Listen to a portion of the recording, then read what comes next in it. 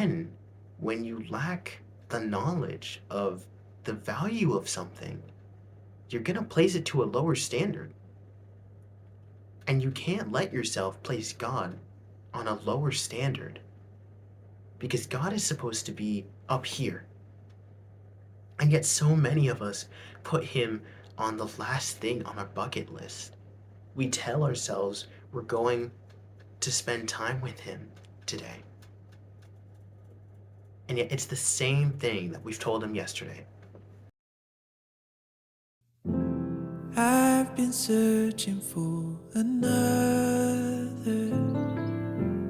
I've been losing myself. Take me back to feel the wonder, that first love that I felt. Don't run away from what you don't let me go. Don't take the world but lose yourself. Don't let me go. Oh, take me back. Take me back. Take me back to the start.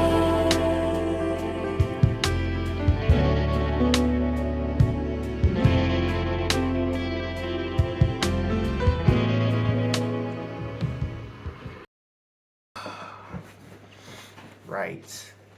Hi. Um it's been a while. To be fair, I haven't really posted on this channel, so I doubt there's people asking, where have I been? Cuz I kind of just started this channel. um there's been a lot going on recently, and I just want to sincerely apologize for not um, stewarding this gift well.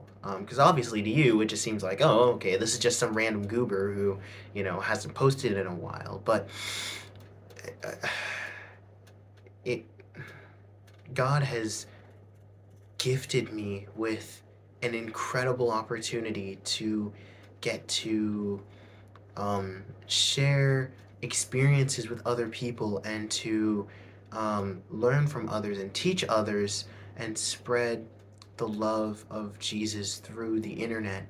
And he's given me so much, and I feel like it's so, I don't know, just I feel like I've disrespected him in a way by kind of throwing it off to the side, like, oh, it was probably just a hunch that he wanted me to make this channel. And I've been giving him so many excuses. There's so many Christian content creators out there, and I've given God the excuse like multiple times that, hey, God, can't you tell? There's a million other people who are already doing the content that I'm thinking of doing, and I can't figure out a way how to innovate it. So what's the point? What's the point? And so I've used that as an excuse to um, leverage myself into comfort. Um, I want to give you a story of something that I experienced last week.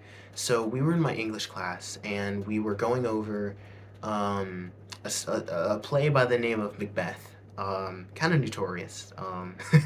But we were going over like the themes of the novel, right? And so my English teacher was trying to get us to relay our experiences about guilt and shame and stuff like that. And so she was saying, raise your hand if you've ever dealt with something so shameful and so disgraceful, um, that it it completely wrecked you. Like, how did it affect you emotionally? And the thing that caught me off guard was that I found myself almost excitedly raising my hand. Like, not just, raising my hand to answer a question. I was almost like overjoyed that I got to express just how much I hated me, this person that I am, this person that God has made me to be. And I caught myself afterwards. I was like, what are you doing? Like, why are you feeling this way? And I just, this season has been so strange. Um, you know, being a Christian is, it seems so easy at the beginning, you know? You're on fire for God, and you love him so much, and you know that he loves you back, and it's just this beautiful relationship. And then you realize just how much you have to give up and just how hard it is. And you start to waver, and you just keep thinking to yourself, oh, it's just a season. It's just a season. It'll brush off, it'll go away. And yet you find yourself being distanced further and further away from God.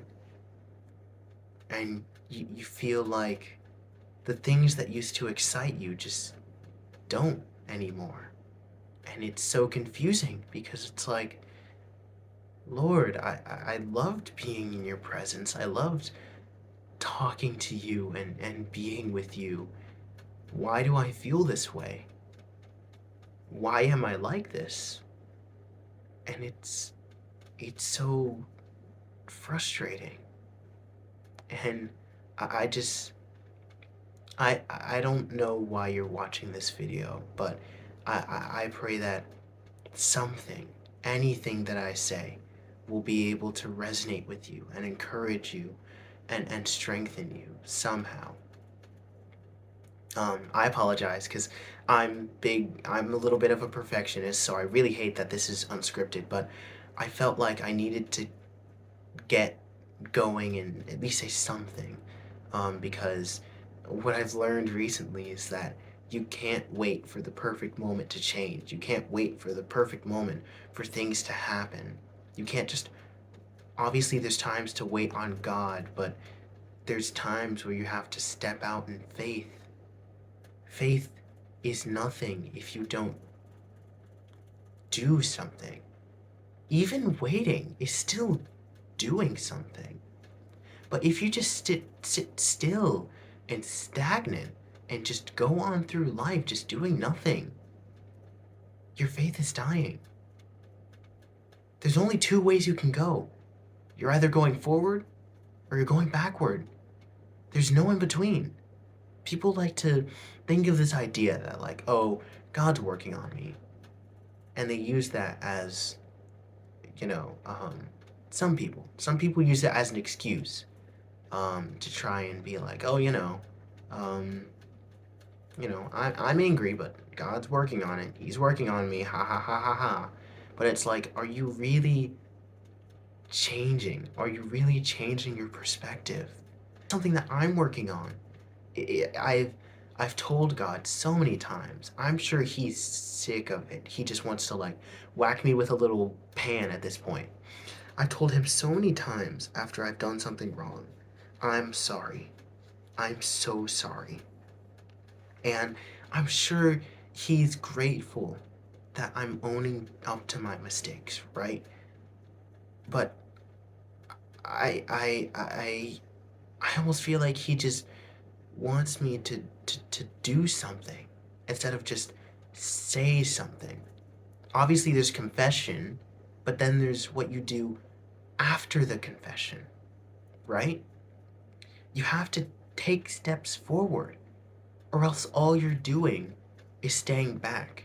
If you just sit in shame and guilt and you don't do anything, then you're only going backwards.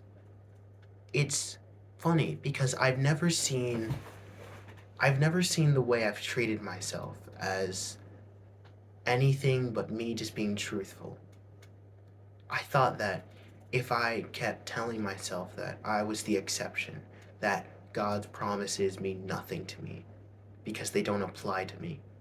God is a good shepherd. He cares for all, but I'm the exception. I'm too different. I'm too weird. I'm too rebellious. I'm too sinful. I'm too this and that. I kept telling myself that I'm just the exception to God, and that's pride. And it it's taken a long time to realize that it's ego, right? Because people like to say that being proud is standing up, right? It's standing up and saying like, "Hey, I'm above you.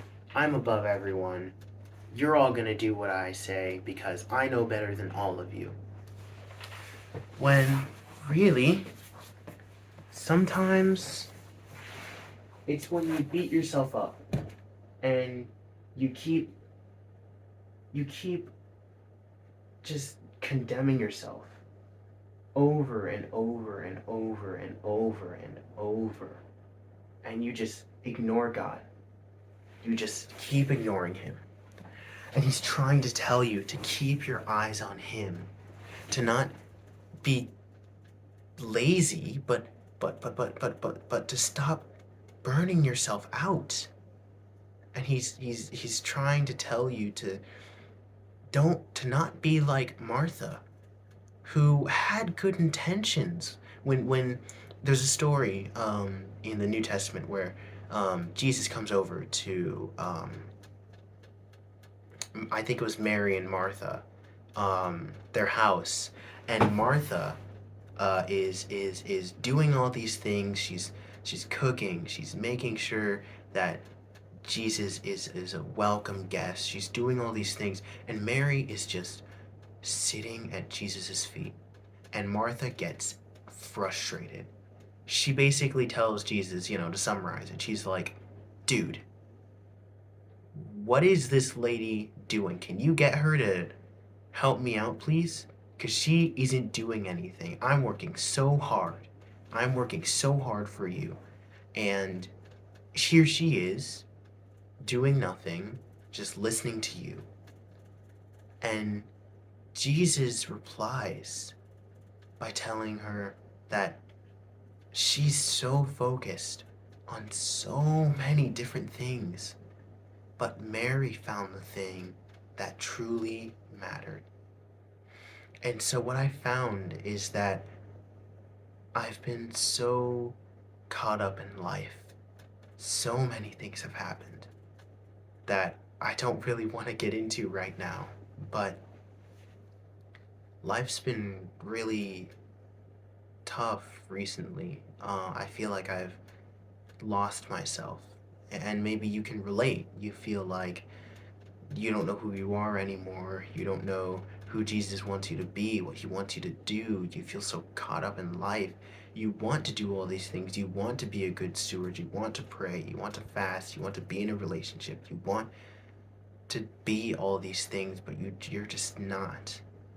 And it's frustrating, right? Because you know that you're supposed to do these things and be this way, and God's called you to something higher, and yet you're not. And it's so frustrating, right? But that's the amazing thing about Jesus, is that he's not just any old shepherd. He's the good shepherd, right? He's going to lead you on the path of righteousness for his name's sake. There's I was at the study group today, and something that he was talking about, that one of the members was talking about, was how, like, you won't know Jesus' voice unless you take the time to sit still, to quiet yourself, and to just listen to him. Because when you're so caught up in life, when everything's going a mile a minute and you can't focus, it's so stressful. Life is so much harder without Jesus. It is so frustrating because you just feel like life is going around and around in this never-ending hurricane, and you can't find that peace in the storm. But that's what Jesus is for. He promises to give you rest. He says, "Come to me, all of you who are weary." He will give you the rest you're looking for. But okay, so funny thing, I was rambling on and I kind of just found out that my storage kind of got screwed over and I spent way too much time filming one of the portions of this video, and so I rambled on for an extra 10 minutes.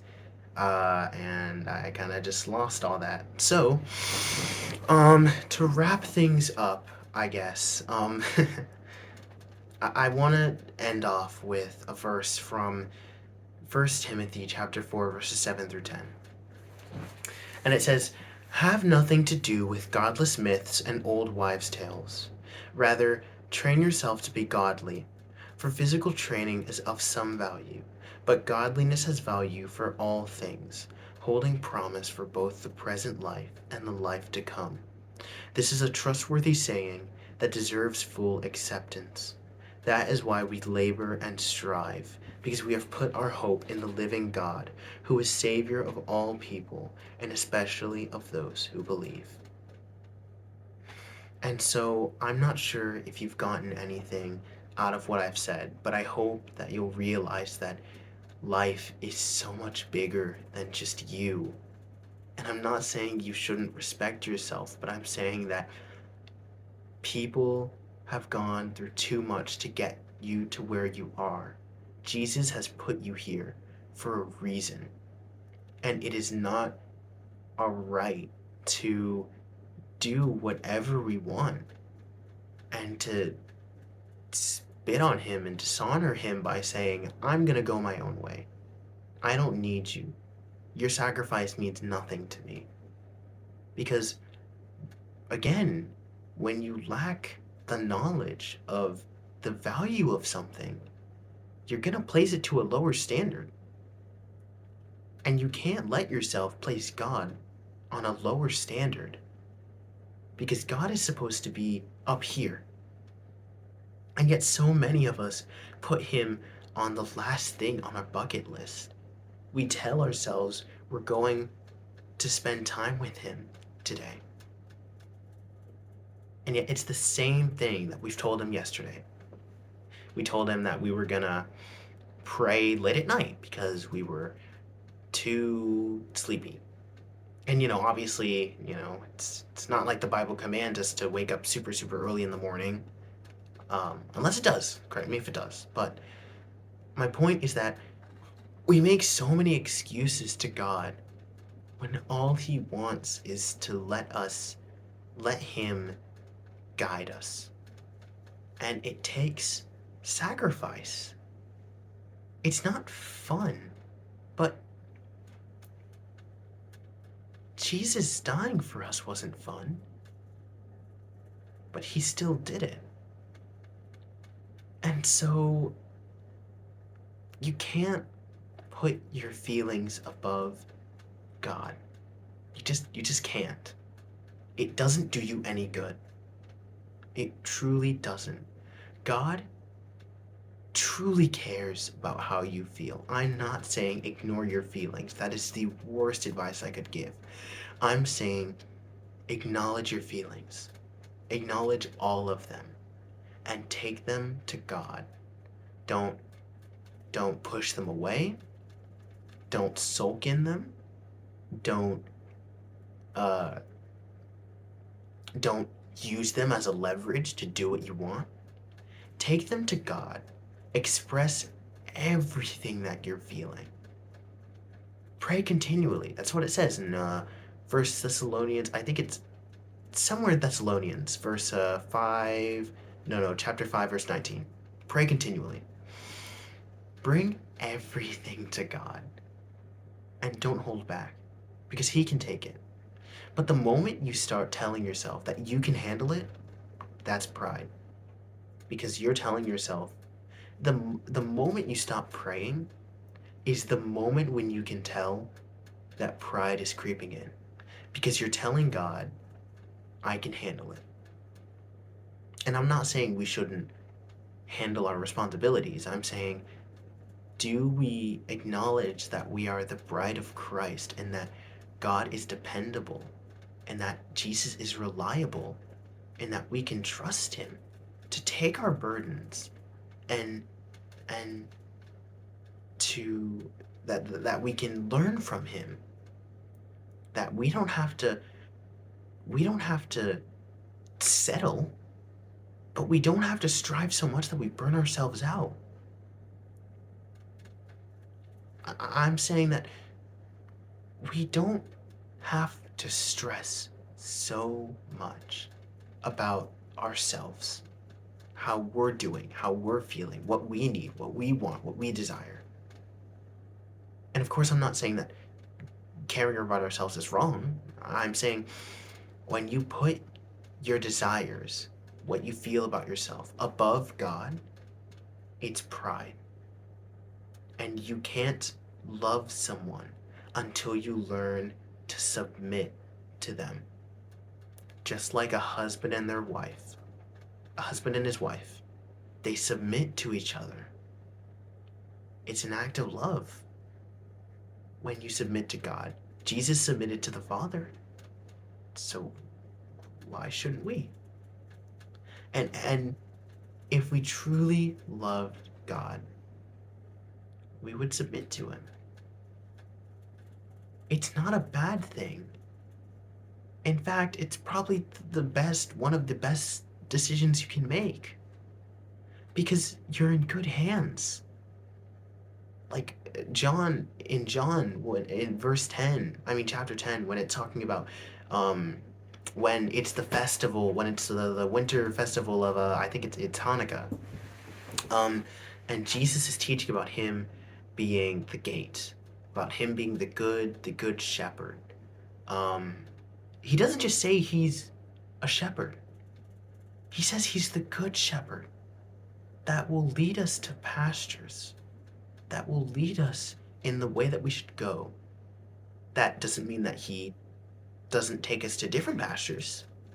He might take us to travel on rocky soil for a while and on rough terrain, but he always leads us to good pastures because he's always there with us. And if we choose to ignore him and to stray away, then we're gonna fall off a cliff. We're gonna stay broken. And so I just want to let you know that if you're in a hole right now, if you're dealing with addiction or depression or sadness, it can be something as simple as frustration. Just simple frustrations in life. Bring it to God. Bring it to him. Get out of this hole. Because it's not going to last forever. Future you is going to thank you that you didn't stay where you are now. Because right now you might be thinking, I don't care. This doesn't matter. But it will. It will matter. It's going to matter. It truly will. Even if you don't want to believe it, it will. And so I just pray that you'll understand that Jesus is extending his hand. If you're in a hole right now, he wants to help you. But you have to be the one to grab his hand, or else it's just going to stay extended. And you can't walk with the Lord if you're not on the same path he's on. You just can't. Because he loves you too much to settle for your standards when he has so much greater for you. But don't stress so much about how you're doing, about if you're good enough for God. Focus on Jesus, and he will give you the value that you're looking for. Don't look to the world. look to Jesus. He'll give you what you're looking for. And so, yeah, it was kind of random. I just kind of felt like I should say something before I went to bed. I'm really sorry that this is so unscripted. Um, I'm not gonna try and make this a habit, but I'm very sorry that I haven't been posting recently. Um, I feel like God is whacking me with like a pitchfork for not posting in a really long time. I think until school season ends, I'm gonna stick mainly to shorts because I can be more consistent, and then when summer rolls around, I can really find my groove. But I'm very sorry that it's yeah, I've been kind of all over the place. But I just pray that you'll find joy in Jesus. Hopefully, for the unbeliever, if there's one that's watching this video, hello. I hope you're doing well. I hope you know that Jesus loves you. He truly does. I know that's a phrase that people throw around all the time, but he truly, truly does. And for the believer, I pray that this empowered you in some way to get out of spiritual apathy. And just know that you're not alone and that there's so many people that are struggling with the same thing. So, yeah, I'm kind of tired now, so I'm gonna go to bed now. God bless and good night. Bye.